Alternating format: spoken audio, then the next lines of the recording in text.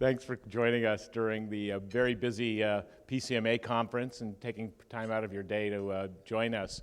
We're absolutely delighted to have Mr. Ray Bloom travel from his home in England to visit us this week and get together with some of our students and local members of the community and talk a little bit about his journey through the meetings and events profession. He practically invented it, at least some aspects of it.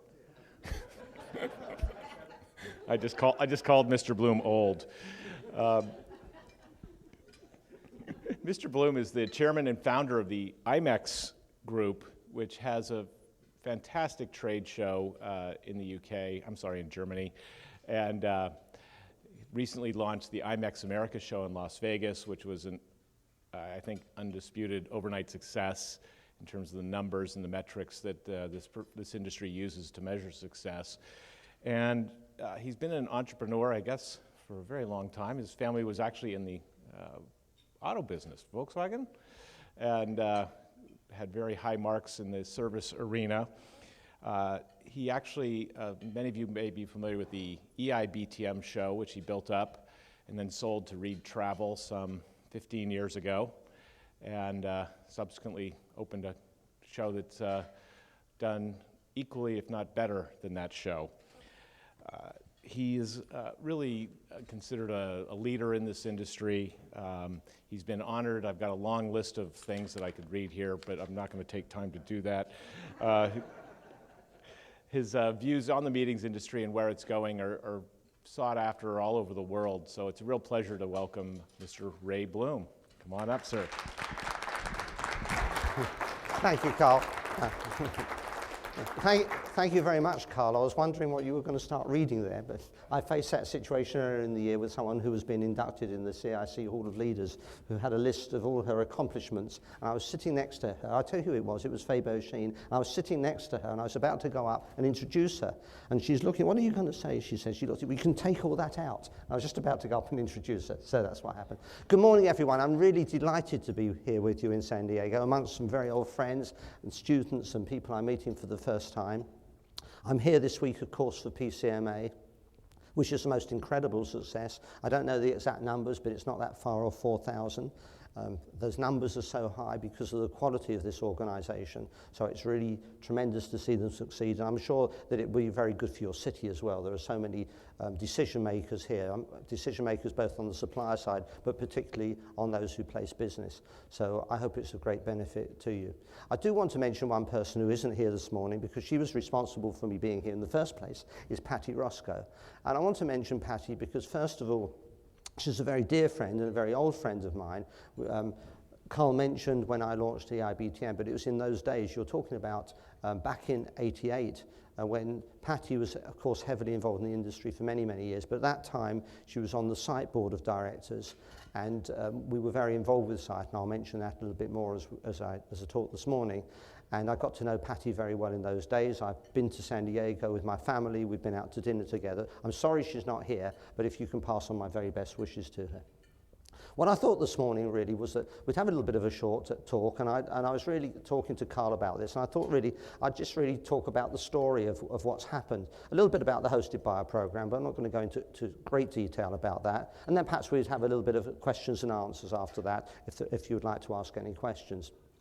I mean, the story really began back in the mid-'80s, and a partner of mine, who's a very dear friend, still is, had an incentive show in the UK. The incentive show was a premium show. It was called Incentive, and we held it in London, and it was successful.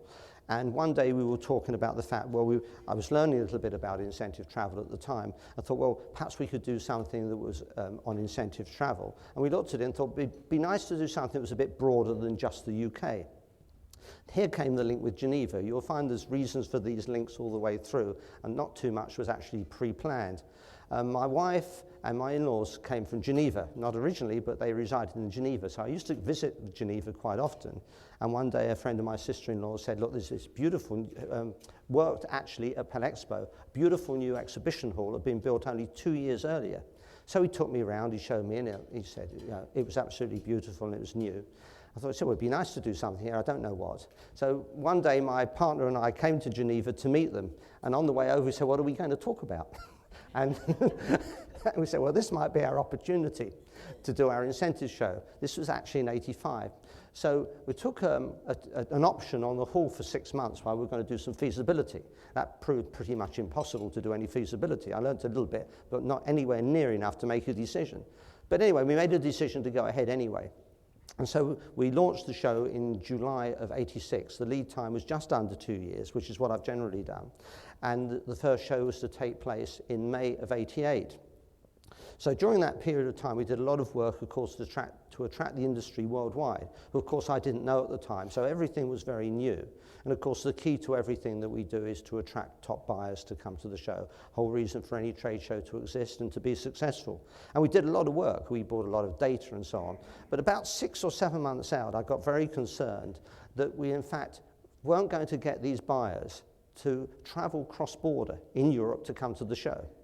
It proved to be right, I can tell you that. So I was in Montreux, which is another beautiful city, different to San Diego, but for those who have been to Montreux on Lake Geneva, it's very beautiful. Not that it matters that it was Montreux, but it happened that's where I was sitting one evening because they had their travel trade show there.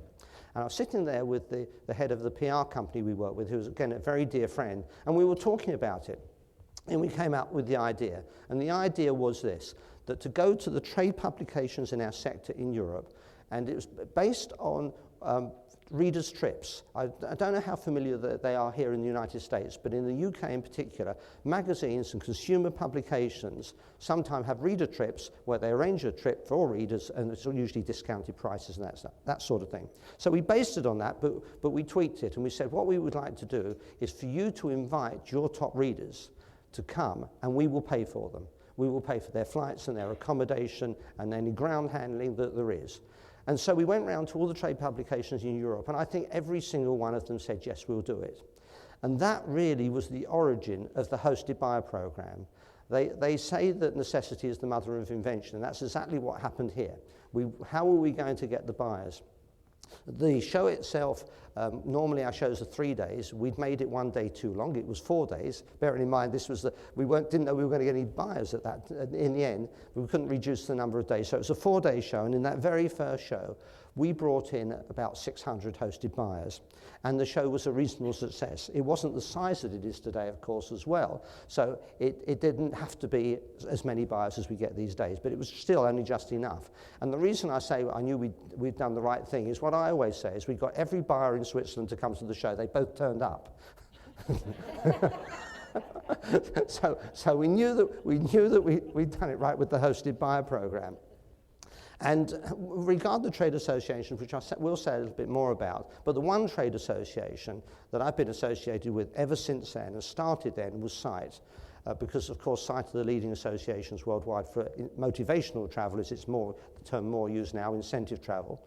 And we approached CITE, and it was tricky to work with them in the first year because something else we'd arranged, but CITE then endorsed the show, and CITE then recommended that their members came to the show. It was very much like that. They played a very important role because spreading the message in the very early years was not easy.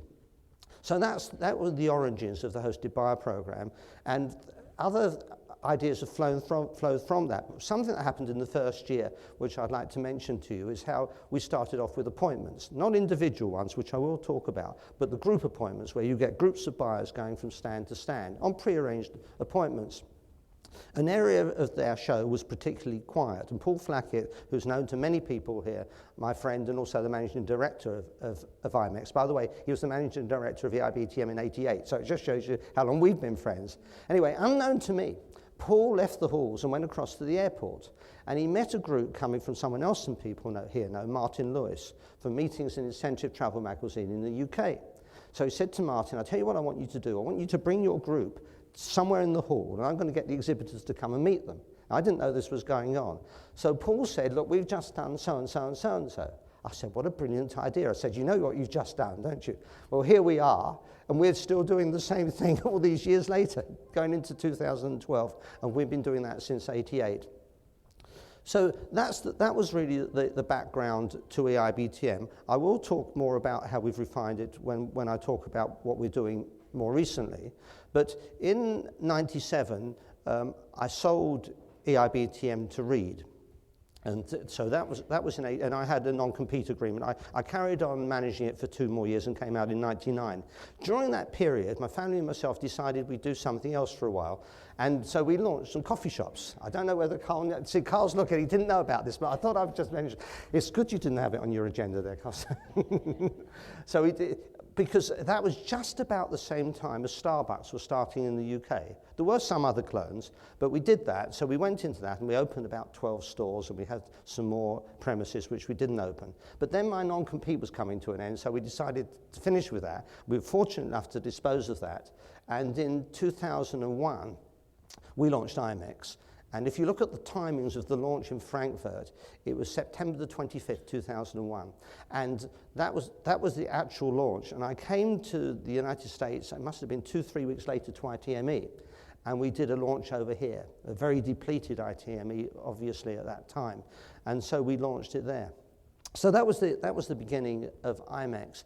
And what's interesting as well is when you think on what's new, well, of course, the obvious one is technology. When you think that when we launched the IBTM, which wasn't that far behind, when we launched that, the fax was just coming out. We'd actually just moved off the telex. Yeah. So therefore, there was no internet whatsoever when we had EIBTM. Sold it, a couple of years non-compete, and the internet was there. And it changed a lot of things, and of course it's changed the world, but it changed a lot of things for us, not just the administration, which is obvious, but it gave us opportunities to make the show so much better. Because whilst we had our group appointments, we didn't have individual appointments. They were almost impossible. We attempted it manually. It was virtually an impossible thing to do. Managed a few. But here, of course, today, and what we started then was online diaries. And the online diaries from our hosted buyers is very successful because the buyers, each exhibitor in the show has a page in what we call our virtual exhibition. And they put a page up. It's all included in the rental of the space and all of that sort of thing. And on it, they have online diaries. And the buyers have to make so many appointments a day. To be a hosted buyer, you have to agree to do that. Shouldn't be a problem. We're only talking about 4 a day. That would be far less than most people want to see. So it's not as if they're under pressure. And some people go and make 20 and 30 a day. Others we have to chase to make the first one. Normal sort of thing. But the net result of that is that we're getting up to somewhere around about 50,000 online appointments are made between the buyers and the suppliers before they arrive at the show. Then we advise the exhibitors to confirm back so that the buyers know that they're expected. We advise them to go back to confirm, saying we're looking forward to meeting you, exchange some contact details and so on. So that actually happens. We've continued with the group appointments, which Paul started all those years ago, and we have about 1,000 of them.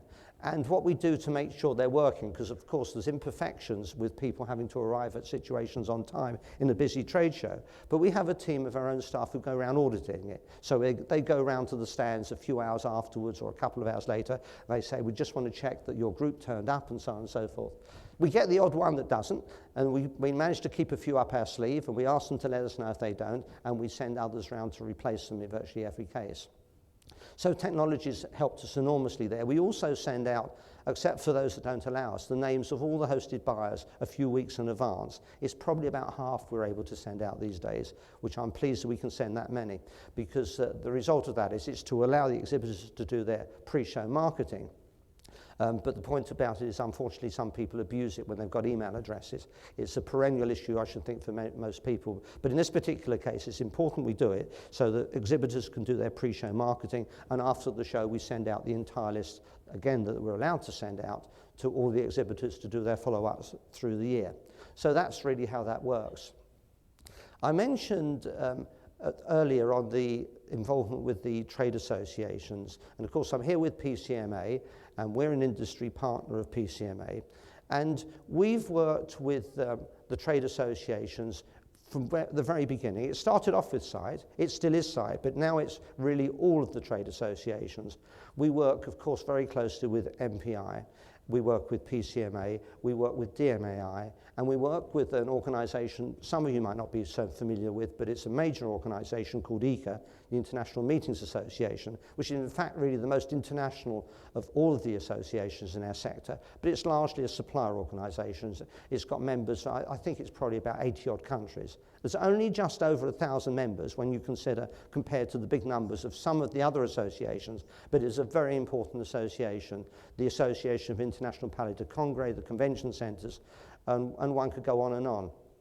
And this is very important for obviously the connection with the industry. The trade associations organise all of the educational programs, or virtually all, not all, but the vast majority of the educational programs at our shows, because that's their expertise, although we do some ourselves, but nevertheless they do most of that. And it's important in the, not only from the point of view of education, but from the point of view of what the shows represent, which is really a show representing not just the most important aspect of why people come, which is the buyer-seller experience and business opportunities, which is our reason to exist, but it's really to create the experience and also to make use of people's valuable time. So if you combine the visit to the trade show with the education and many other aspects of what I believe is creating the experience as well, because it's extremely important, not only is time used very well, but also the experience is enjoyable. And we have other issues that take place, other initiatives. We have, for example, around IMEX, a politicians forum, where we invite politicians so we can explain to them, and the industry can explain to them, the value of our sector. We have our environmental campaign, and we have the leading awards, I think, of any trade show organizer, at least worldwide, for the environment. We have our professional development innovation pavilion that takes place on the show floor, corporate social responsibility, and many other things, all taking place within the show. But apart from those that take place on the show floor, virtually nothing takes place to conflict with the show hours. So therefore, all of the educational programs, again, virtually all of it, takes place before the show opens in the morning or the day before, where an awful lot of it takes place. Just really to return to the hosted buyer program, the concept hasn't actually changed. The basic idea is to get buyers to the show and get them to meet the exhibitors on their booths. It's a very simple idea. It's not always so easy to do, but that's what the basic idea is. So what we were doing all those years ago, we're doing now. Of course, it's more sophisticated, because it's more sophisticated for various reasons. Technology I've mentioned, but it's also more sophisticated because the expertise of the exhibitors is greatly improved over the years. I'm not going to tell you they're perfect, because they're not, and not only are they not perfect, but of course, unfortunately, they change. So some people become perfect, aren't there anymore. So you get all of them. So unfortunately, we have to live with all of those issues. But nevertheless, they're far more sophisticated. We do a great deal we work very closely with them on the pre-show marketing. So then we came, and I'll mention just briefly, it's happened recently, of course, I'll mention IMEX America. 2 years ago, just over 2 years ago anyway, I knew nothing about IMEX America, but it came out of a discussion with MPI.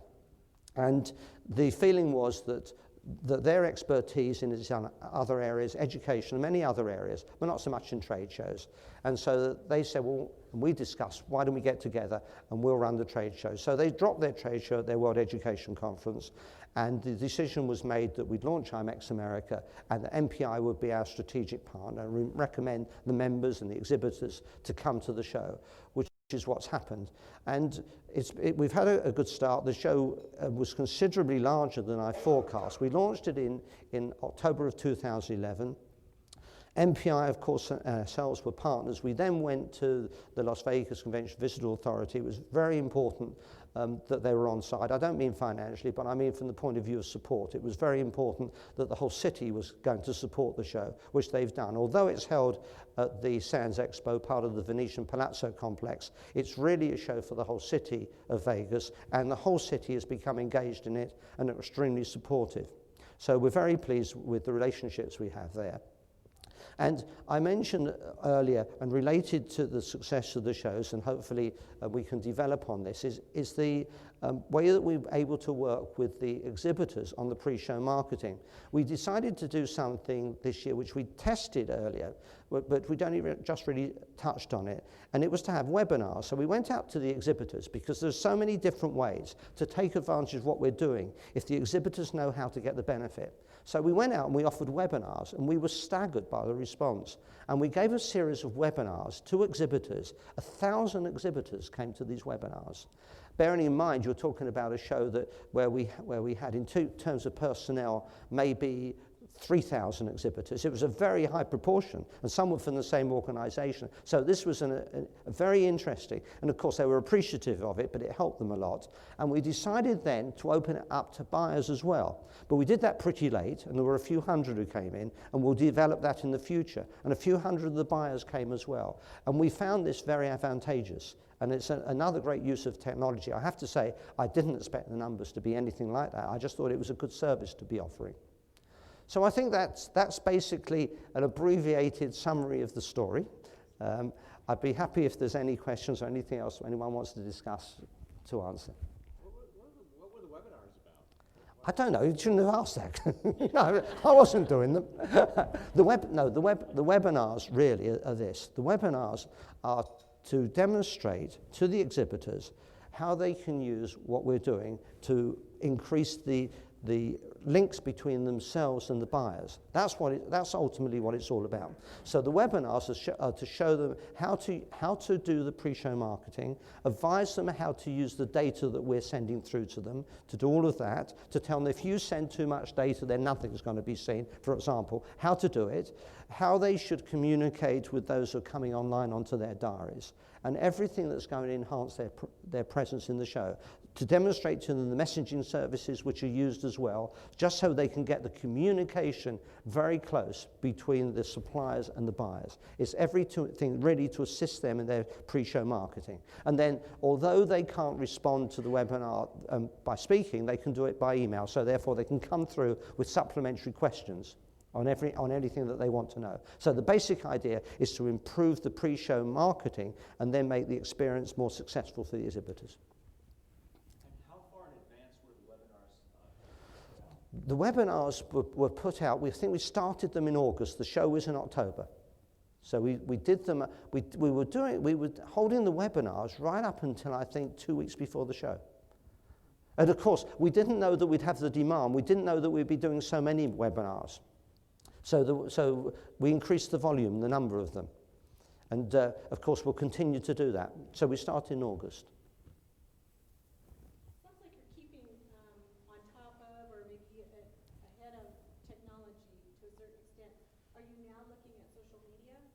Yes, yes, yes, absolutely we are. It's extremely important to us.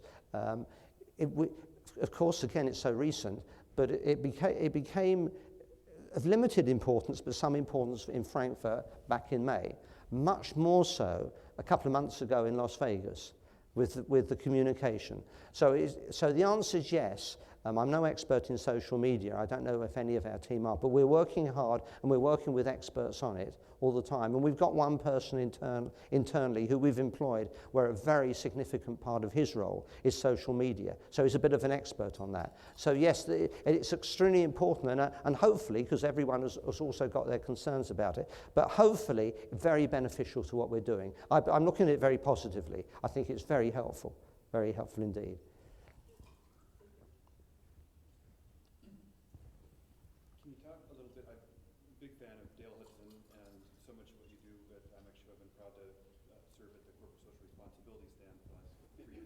You have? MCI Group. Yes, of course, I didn't realize. But I wonder how a big hallmark for IMEX has been quality and the efficiency and having it working so good. Can you talk at all about what must have been a very difficult decision to expand and to not lose some of that quality as you expand? And would, based on the success you had here, would you consider expanding again? It's not a leading question, is it? I'll answer the last one first. Right. I never thought we'd be expanding at all. So therefore, I don't know is the answer to the last one. But we haven't got any plans. We really haven't got any plans. But we'll see. But the rest of it was, of course, a huge decision. You're absolutely right. And it's obviously a huge decision because here, from all these years, we'd only ever had the one show. So I hadn't expanded previously. But there wasn't really anywhere I wanted to expand to except the United States. That's the reality of it. And therefore the opportunity arose.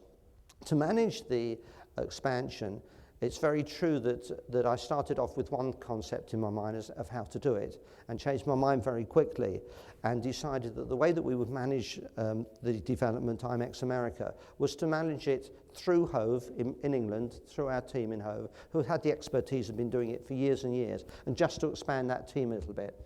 So, of course, it means, of course, everybody's got added responsibilities. The fact of the matter is that there's less hours in the day than ever for everybody. But on the other hand, it brought with it, of course, a great enthusiasm for this development. There's no doubt about that. And everyone has enjoyed and is enjoying this experience very much. And of course, the challenge, there's no doubt about that. But because it was the same people doing it, and of course, there was a lot for us to learn coming to the United States. There's no doubt about that. But we brought in expertise where we needed it at every level, in consultancy basis, to help us. Just on the organisations and everything with the general contractors, just to take an example, which is so different to Europe. So we didn't know this. So we brought in people who could guide us, good people who could guide us, so we could deal with it. But the point really was that the concept was the same. That's the real point. Not only that, the marketplace on the supplier side was much the same. It was the same worldwide market. I mean, we're talking about, we had 150, roughly the same number, maybe just slightly less here, nearly 150 countries represented in Las Vegas. And all of these countries we've been dealing with already for Frankfurt, so we knew all the people, albeit here in the United States there would be a director who's responsible for the territory. But still the links were there. So we had the connection everywhere. This general basic idea of how we were going to attract the buyers, both the hosted buyers and the non-hosted, was fairly clear. Of course, we had to work out our campaigns and how to do it. And I have to say that starting from scratch and having in the first year here 2,000 hosted buyers, there are 4,000, by the way, in Frankfurt, just under, was quite a task, because although we're used to getting our nearly 4,000, we do it through what we call intermediaries. We don't invite the hosted buyers directly from a master database. It would be impossible. No such data is available. And even if you did, the response rate wouldn't be high enough to attain the quality and quantity that you want. So we work the hosted buyer program through intermediaries. Those intermediaries are largely hotel groups, publications, trade associations, representatives, etc. So to give an example, a hotel group will go to their clients and say, look, we're participating in the show, we'd like to invite you on the hosted buyer program. So they invite their clients and they invite their prospects. They attend the show as part of that hotel's group, say it's Hilton, as part of the Hilton group. Hilton, for example, will probably bring in several groups from different, if it's in Europe, from different parts of Europe, and maybe one group from the States, in this case from different parts of the country, to bring them to the show. So we work very closely with them on that. They come to the show, they visit their booth, and then they go around the show. So that's how that works. So the general concept is identical. So we were able to manage the quality, but to get to the 2,000 the first year, the last few hundred, it did take a lot of work, but we managed to do that. We're very pleased with the quality. In fact, probably we've never had higher quality, I would suggest, than the quality we managed to produce this time. It's because of the partnerships. It's because we work with all the trade associations, MPI I've mentioned. They are our strategic partner for the show. We had the Marriott's customer event around the show. We had the, as it's now called, AMEA customer event around the show. And all the major agencies were there. So we did manage to control the quality. The challenge is to keep doing it, of course. That's always the key.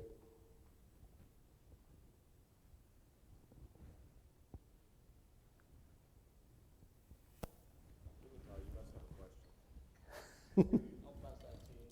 I guess you read my mind. He knew.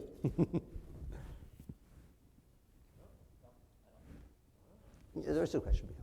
On the hosted buyer program, when you work through your intermediaries to get, do you sort of quantify as to how many you would like to see hosted and then open it up to others? Well, when the latter part, what did you mean by others?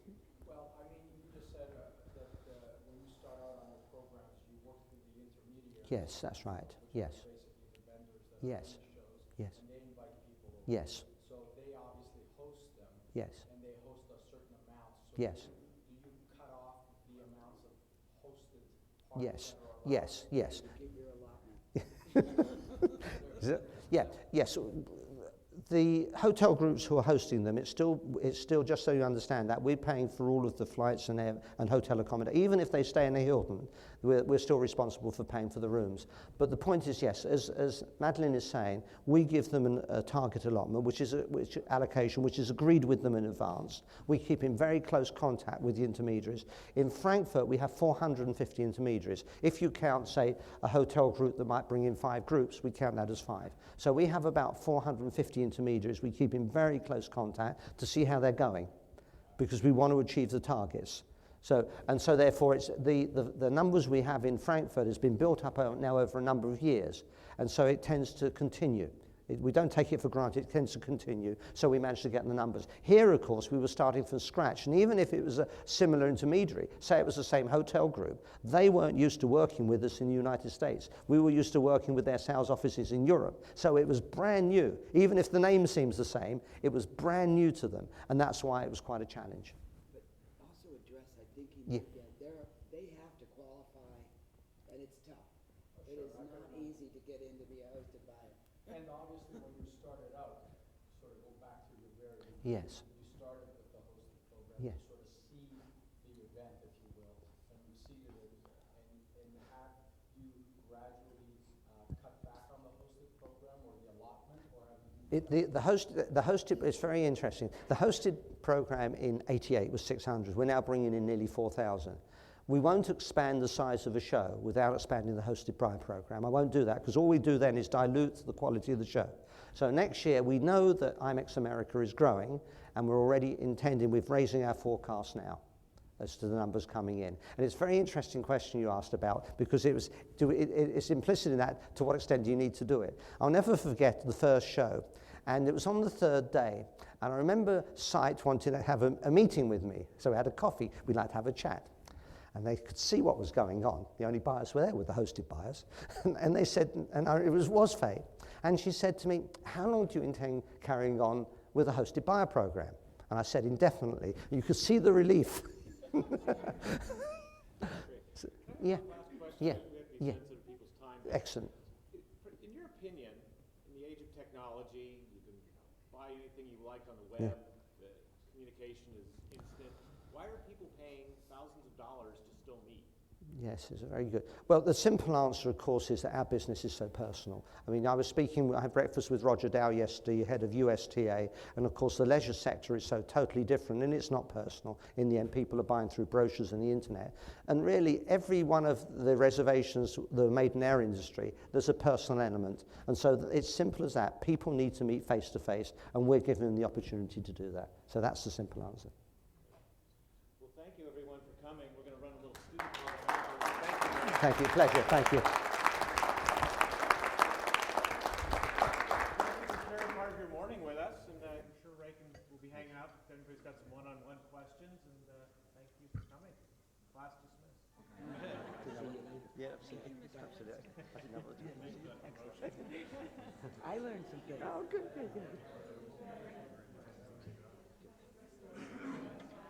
Really, really great, right? I mean, I had no idea all of the experiences of it, but really, what a lovely snapshot. Thank you. That was really interesting. Thank you. Yeah, nice to meet you. Terry, we'll see you. Nice to see you. We'll see you tonight. Thank you.